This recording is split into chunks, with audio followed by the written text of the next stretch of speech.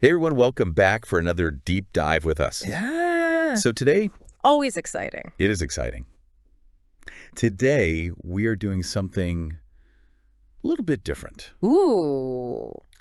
I like different. Yes. So, usually we are poring over research articles and Right. Data, data, data. data, exactly. Yeah. But today, we're going to be looking at something completely different. We're going to be cracking open, so to speak, Uh-huh. a fictional narrative. Fun. I know, called the Egg Yolk Incident. Okay. Have you heard of this? I have heard of it, yes. I am familiar and I'm excited to dig in, so to speak, to this narrative with you today. Wonderful. And this is set in modern-day New York City. Okay.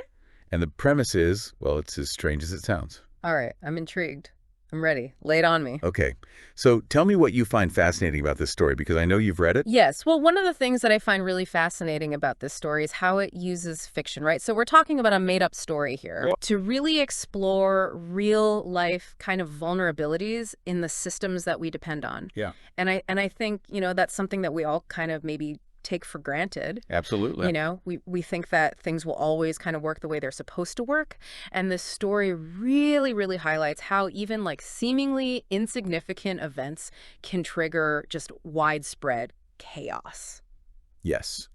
And, that is something that is so incredibly relevant to today. I mean, All right. and especially, you think back over the last few years. I mean, it's almost like we're living in a time where the unexpected is always right around the corner. Absolutely. So I think this is really, really interesting. So, okay, let's kind of unpack this egg yolk incident story. Let's get into it. So the story starts on the set of Good Morning New York, which is, Oh, yeah, the morning show, the big one. the big morning show, right? Yeah. So we have this, very popular social media chef. Her name is Anita. She's doing a live cooking demo. And you can picture it, right?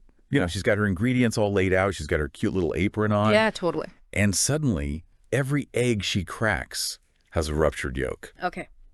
Wait, so it's not just a little, like a little tear. It's like It's a full-on burst. a complete whoa. Disaster, yes. Okay. So it's like a cooking show gone wrong in the most bizarre way. So what do you think about that? Like what's your take on this like unexpected turn of events? I mean, we've all been there, right?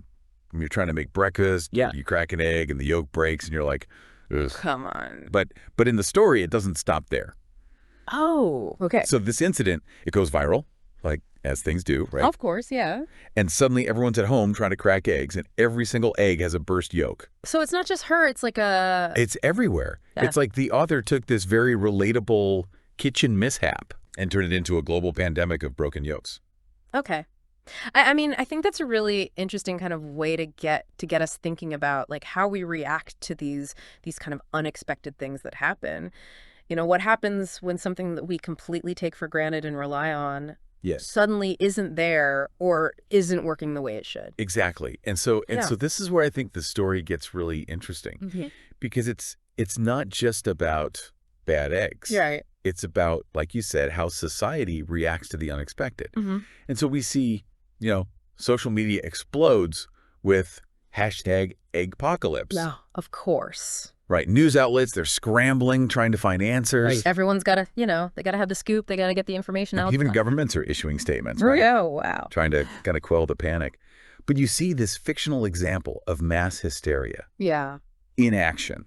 And I find that fascinating. Well, and thinking about it, I mean, social media has such a huge role in our lives now. Like, information spreads so quickly. It's really hard to kind of discern what's real and what's not. Absolutely. So you can kind of see how this kind of situation could really spiral. Yes. And of course, with all of this uncertainty come the conspiracy theories. Oh, yeah. I was just going to say, like, people are going to start coming up with explanations. Yeah, like, yeah. what is going on? Everything from government experiments gone wrong Oh, yeah. to alien intervention. Right. Right. Right. It really feels like a commentary on how quick we are, especially now, to jump to conclusions. Especially like the age of instant information, right? Yeah. Like we want answers and we want them now. Right. We want answers right now. And sometimes I think we're willing to, accept explanations that maybe aren't so grounded in reality. Yeah. that don't really hold water when you think about them Right. logically. But they feel good in the moment, right? They give us a sense Yeah, they give us something. of control when we feel like things are really chaotic. Yeah.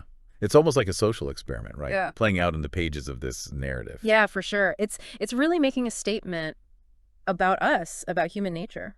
I was reading an interview with the author of the Egg Yolk Incident, Oh, interesting. and they were saying that the whole idea for this story came from just a simple moment of frying eggs during the COVID-19 lockdown. Wow. And it makes you wonder, what was it about that experience that sparked such a unique concept? Yeah. I mean, I think the lockdown was such a strange and difficult time for so many people. Yeah. And it really did force us to confront like the fragility of the things that we depend on, right? Yeah. Like we saw supply chains disrupted. Yeah.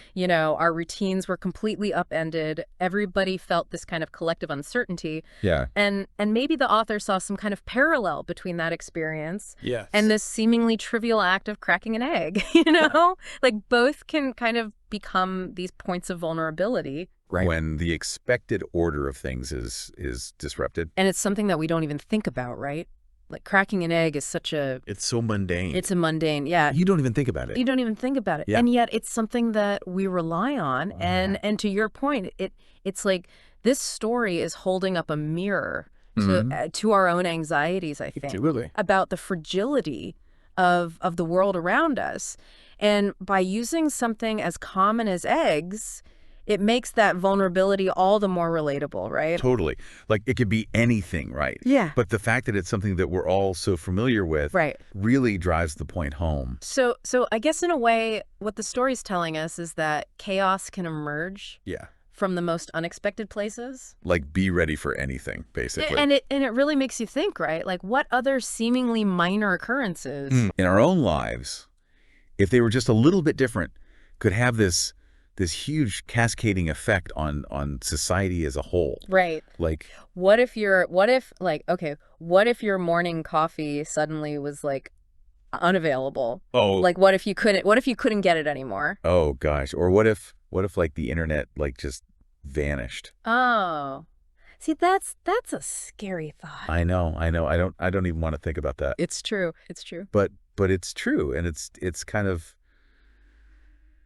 I don't know. I think it's something that we don't think about very often. I think it's good to think about these things though, right? Like not in a way to make us anxious, but in a way to make us kind of Appreciate it. appreciate what we have. Yes. And to kind of think about ways that we can be more resilient and adaptable. Right. Because we can't predict the future. Exactly. But we can prepare ourselves To handle, to be flexible. whatever comes our way. Wow. This has been such a fascinating deep dive into the egg yolk incident. Yeah, I mean, who knew that a story about broken eggs could be so thought-provoking? Right. And it just shows you that even fiction can offer these really profound insights into, I think, the human condition and the complexities of the world that we're living in. It's all connected. It is all connected. So as you go about your day to day, think about those little seemingly mundane aspects of your routine. Right. The things we take for granted. The things we take for granted. What if they were to suddenly change? How would you adapt? And what ripple effects might those changes create? I think that is definitely food for thought. A lot to chew on there. I think so, yes. Thanks for diving in with me. Thank you. And thank you all for listening. We'll be back next time with another deep dive. See you then. Bye. Bye.